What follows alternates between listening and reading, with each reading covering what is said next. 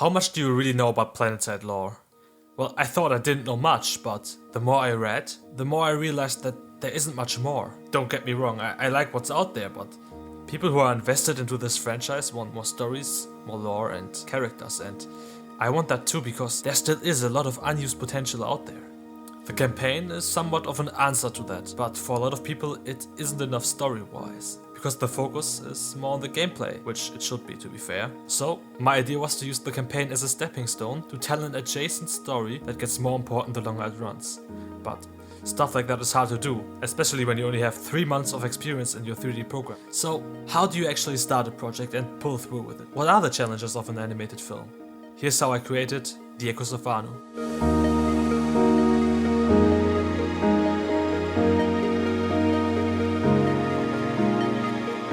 Let's start with the most important part, the visuals.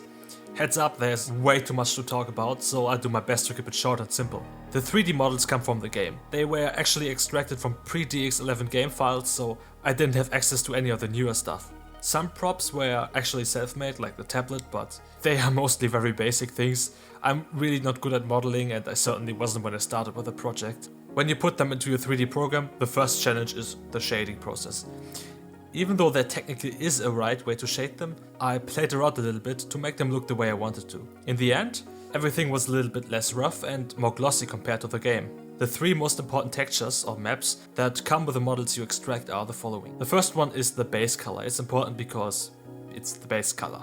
Then you have the specular map. It basically has a function for every color channel. It tells you how much light is reflected, how rough certain parts of the model are, how metallic they are, and also which parts emit light. Then there is the normal map, which basically creates fake detail, which is good for render times, and it also tells you where the camo is. Also, there are multiple small normal maps that create even more detail, and a detail select map, which tells the program where to put these smaller normal maps on the model, but I mostly didn't use it. However, I used AI upscaling on some important textures, and they definitely improved the look. To the next step. How were the sets created? Well, of course I built the sets using the Planetside buildings, interiors, and also the ground textures. So the sets generally almost work from all angles, which made things more dynamic, but also a little less detailed.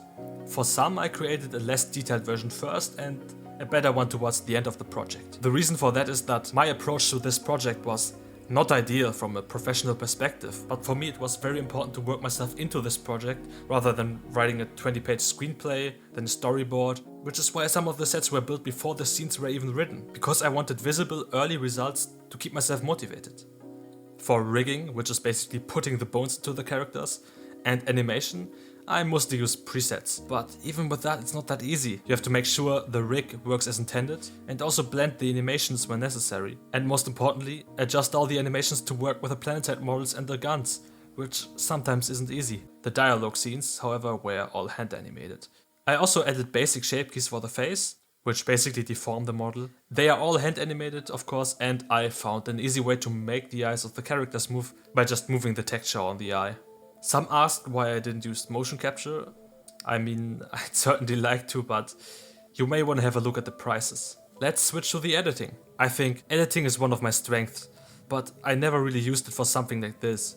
The big question was, does the scene flow well? Does the cut feel natural? For example, the montage was a big challenge. In the first version, something felt off, but I realized that this was because the characters weren't moving in the same direction for every shot. I fixed that by selecting new camera angles and it instantly felt way smoother. And then of course the question, do the scenes transition well? I also put a lot of thought into that, but I think there's still a lot of room for improvement. Lighting is obviously also an important part that needs a lot of tweaking and can be a deal breaker if it sucks. So I put good time into it. Here you can get a basic idea of how many lights I used in some of these scenes. I tried to play a lot with the red-blue contrast because this duality of red and blue is also a theme in this movie and obviously a great contrast like orange and teal, which I used also a lot. I'm also a big fan of red and green, but it just didn't really fit here sadly. And for the cinematography, I try to avoid crazy camera moves most of the time, so it feels more grounded, and I also put some noise on the rotational axes to create some handheld motion. For framing, I followed the rule of thirds very closely a lot of times. If you want to break a rule, learn it first, and that's what I did here, or at least tried. So these of course are all the major aspects, but there are also very minor things that play a big part. Muzzle flashes, they don't come out of nowhere, they have to be added. Also, they have to light up the scene. Decloaking effects, gunfire particles, shields, simulations, cloth simulations, self-made particle explosions, sometimes self-made fluid simulations for explosions and fire, but for a lot of these things I also use presets. In the end, you can't do everything from scratch and you have to use shortcuts and invest the save time into cinematography, among other things. And I think this shot showcases it very well. I used an explosion preset and therefore paid more attention to the other parts of the shot, like the cannon being thrown up and landing on the destroyed tank. Then there is the final step, which is the color grading. Here are some side-by-sides. And since I still didn't have enough, I also ran the extra mile for the auto, which I hope you like. And that's not all, like the river landing gear animation that's barely visible and only in one shot. But even as a detail lover, you can only add so many things. At some point, you just gotta have to call it finished. And I think I found a good point for that. As you see, doing this stuff is a lot of work, and my intrinsic motivation is the main carry here, but it's not an endless supply. I know I'll never make a cent with Planetside animations. I mean, I can't even monetize anything. But if you want to add some extrinsic motivation and offset my costs a little, I'm happy to introduce you to my Patreon, where you can do just that. Thank you.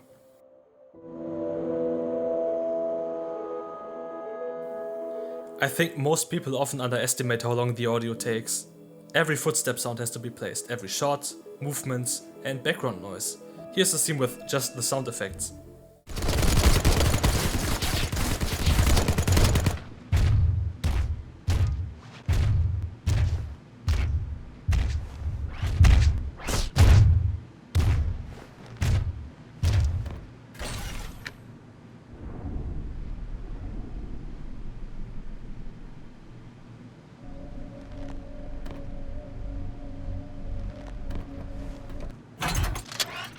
Voice actors are the more visible part of the audio stuff. When I asked for voice actors on an early stage, a lot of people offered their voice and I was really happy about that. But before I reached out to assign roles, I wanted to make sure that the foundation of the movie stands and everything was doable, because I didn't want to waste their time. I wanted to include everyone who was interested, and I mostly did in some way, but I hope no one is mad if I didn't take a lot of your takes. I have to make sure everything fits together and works as intended.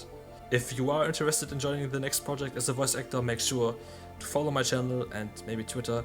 I will definitely announce what's gonna come next and how to get involved. I sent pre-renders to the bigger roles, which they used for their acting, in which I basically acted all the parts except theirs, and included some descriptions for the characters and how they felt in the scenes. This sounds something like this. If we are, deactivate the shield. The Vanu is who must be stopped.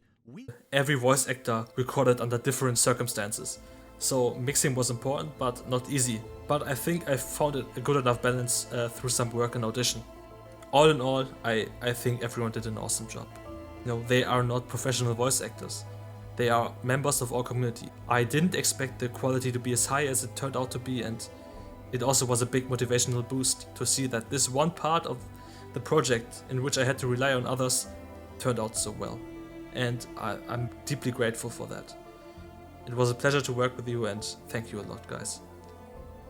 Yeah, for music, I mostly use the Planetside score because it's not getting me striked and it's pretty good.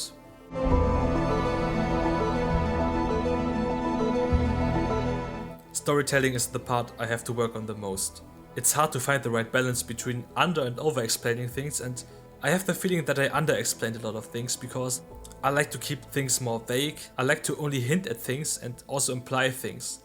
But I also have to say that explaining everything about Planetside, like this is our axis and this is the VS and this is this, wasn't the goal of this movie. I wanted to tell more because this is what people who invested time in this game want to see, isn't it? They already know all the rest, and yeah, maybe that puts off a lot of new people who can't get into the story, but I think there's a price worth paying here. However, one day something like actually doing the wormhole travel etc. might be a play. Let's see. One thing that, in my opinion, worked really well was the brother-sister relationship and how it was presented. We have the opening scene showing how the brother Elias get captured. Then we have the first hint, which is his sister Jenny wanting to leave the base, and of course you don't yet know why. Then the second one, in which she tells Ryla about her brother and how he got captured, obviously referring to the beginning of the movie. And then of course the payoff, in which Elias clears everything up for us in the final montage. Maybe another setup or hint from Elias' side would have been better, but I think it works as intended, and seeing how Archie instantly got it on stream made me pretty happy actually. And there's their brother. My assumption. A part where I think I failed was how vague some of the rest was. Like, what does Tyler actually think? My idea was that he just starts believing the vision because he sees it as a chance to go and do something important. But when he sees how Sirius approaches the same question with the same way of thinking, just from another perspective, he realizes how his behavior got himself in a bad position. And this is when he shocks the conversations with the Vanu are dead, but what he actually means is that they shouldn't just jump to a quick conclusion about what the source of these visions is. Basically, the message is responsibility and critical thinking. Tyler is so reckless that he causes the fall of North Point 2 by being absent. Jenny is the antithesis to Tyler. She has every reason to go, but she stays until the very end. My idea was that she represents the tragic side of the story. She's responsible but dies while Tyler lives, and I think I didn't communicate all these ideas well enough. Okay, to close it out, another interesting side fact not a lot of people noticed is the fact that the story is built on my cinematics, in which I hinted at bigger stories going on, and I basically combined them all into this. The evacuation of the warp gate that shatters, the TR soldiers marching through Esamir to North Point 2 in the end, Tyler's perspective on the shattering, the vision, and of course Elias's revenge story, all came up in the cinematics early. So, that's it. 6 months of work, doing a bit of everything and learning so much about filmmaking in the process. Thanks to everyone who made this project possible and also promoted the video in the end. Also, I was really happy and proud to see it featured in the launcher. Thank you a lot, Rogue Planet Games, as well. So guys, stay tuned for more. Subscribe for future stuff, you know the drill, and have a nice day.